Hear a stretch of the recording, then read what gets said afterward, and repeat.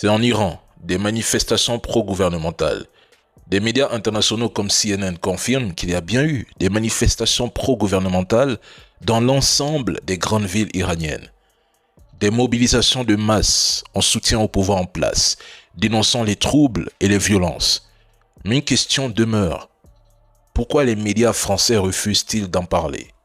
À la place, on nous abreuve d'images de chaos soigneusement sélectionnées, donnant l'impression que l'Iran est sur le point de s'effondrer, que toute la population serait dans la rue pour faire tomber le régime. On évoque plus de 600 morts, certains médias vont jusqu'à 2000. Sur quoi se base-t-il? Et je pose une question simple. En 2026, doit-on encore se fier aux mêmes médias qui, sans sourciller, annonçaient que l'Ukraine avait éliminé plus d'1 million de soldats russes, à ceux qui annonçaient la chute imminente de la Russie, à ceux qui prédisaient la chute de l'Iran lors de la guerre des 12 jours? Ces mêmes médias qui mènent une guerre des chiffres plus qu'un travail d'information, ils prennent une scène isolée de pillage, l'amplifient, la répètent en boucle et la présentent comme la preuve que le pays entier vacille.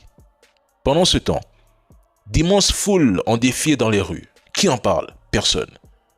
Comment expliquer que des manifestations initialement pacifiques ont dégénéré? Comment des groupes armés se sont infiltrés parmi les manifestants, commettant des actes atroces et transformant certains points en champs de bataille? À Téhéran, on parle de près de 1,2 million de personnes rassemblées pour soutenir le gouvernement iranien. Je dis simplement ceci. En temps de guerre ou de conflit, la première victime, c'est la vérité.